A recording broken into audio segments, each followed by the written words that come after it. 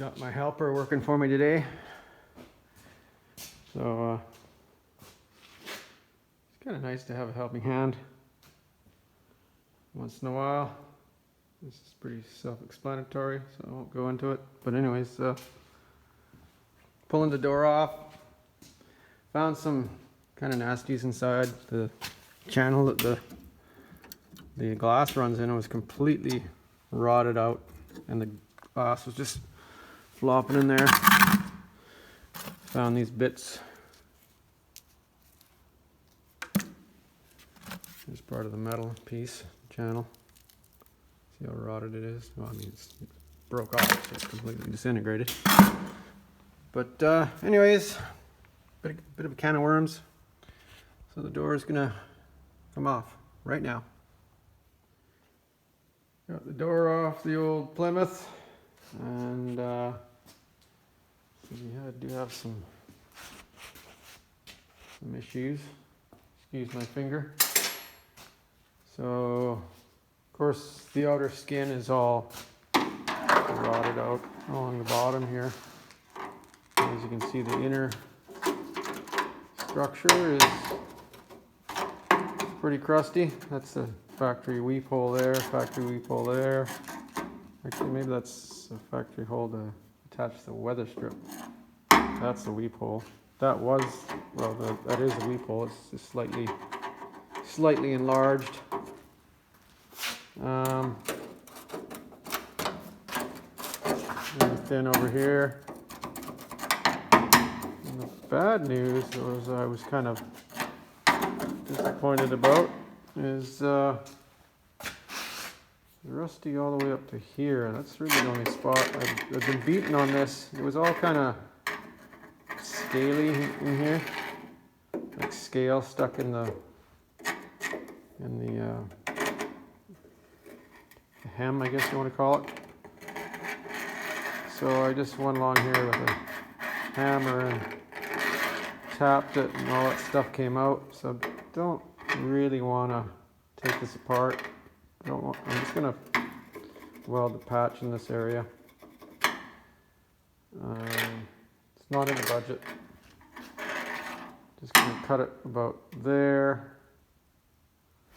I'm going to put a piece of tape on the back of this, as I'm going to shorten the door a little bit there, because it's touching. It was touching right here, and touching right there, and I really don't have any room to move it ahead anymore, because it's quite a tight gap on the fender, and it's a tight gap right here. You can see, I'm gonna learn to look through the camera screen when I'm looking at stuff. You can see the door was right up against this. Hasn't chipped the paint, but there's little marks there. So yeah, can't have that. And it's probably been like that all its life, forever. But it's not the way I'm leaving it.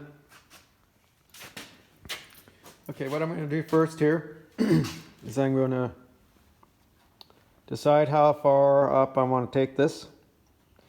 And then I'm going to grind this edge along here, all the way around. I'm just going to grind this off till I grind through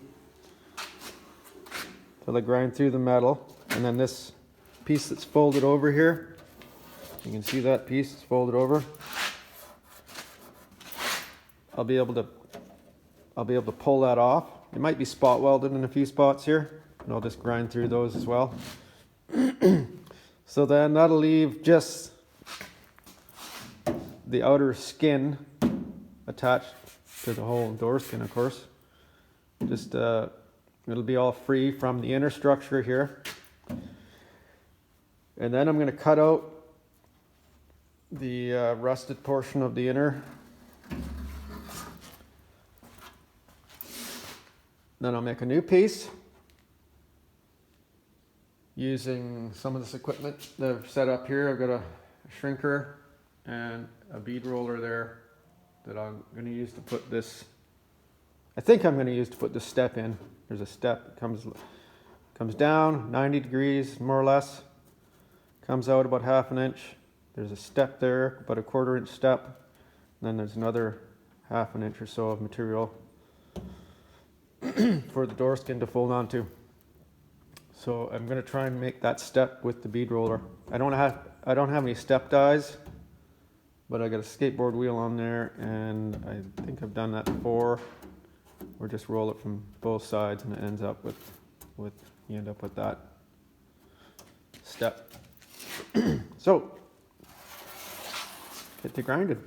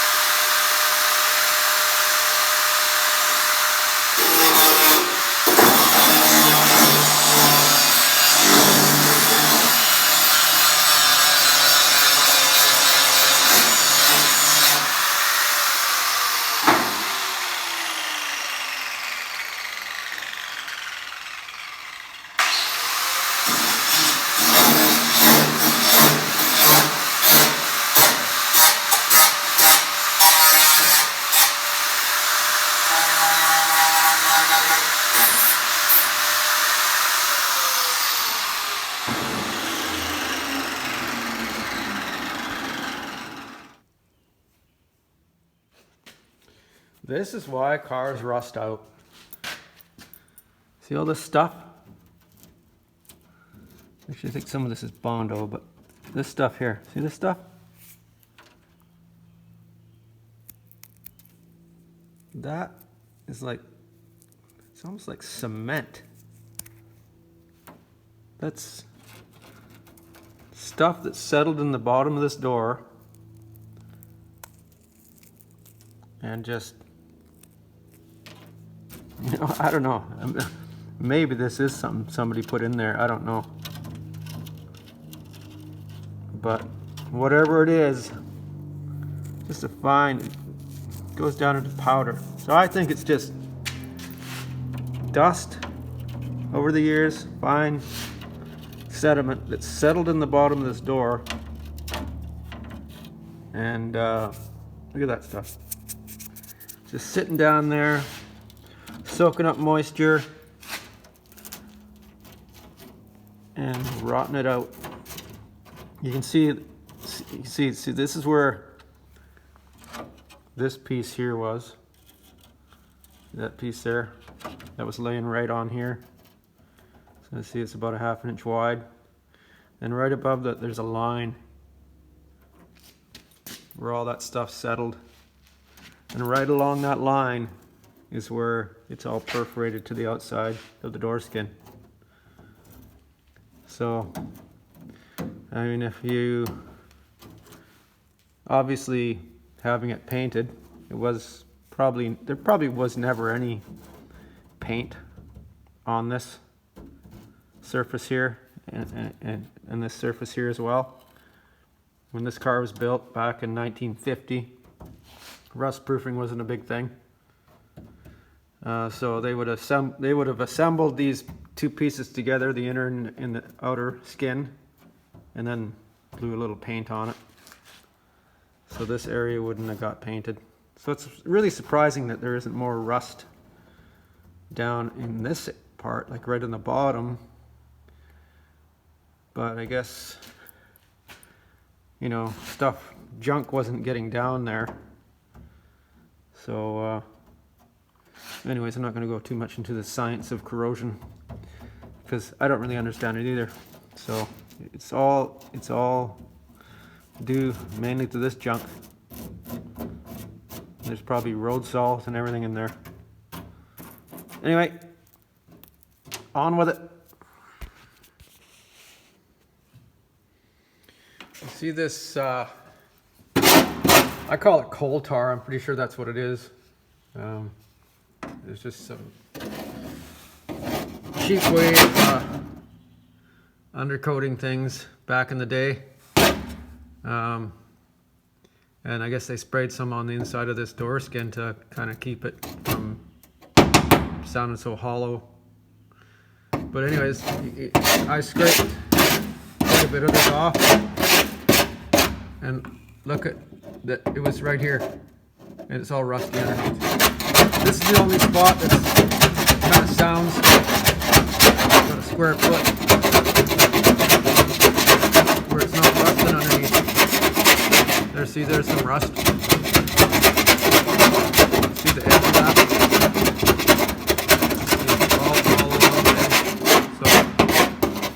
So it's all gonna come off. Bit of a job.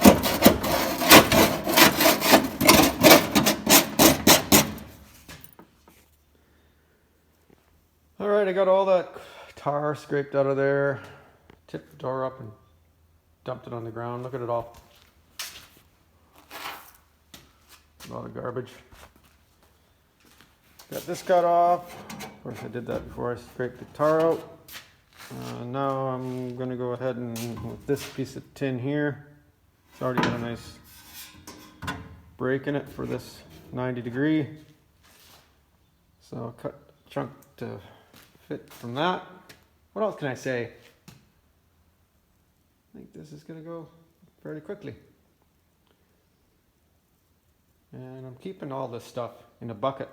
It'll be interesting to see how full the bucket gets when the car is all done.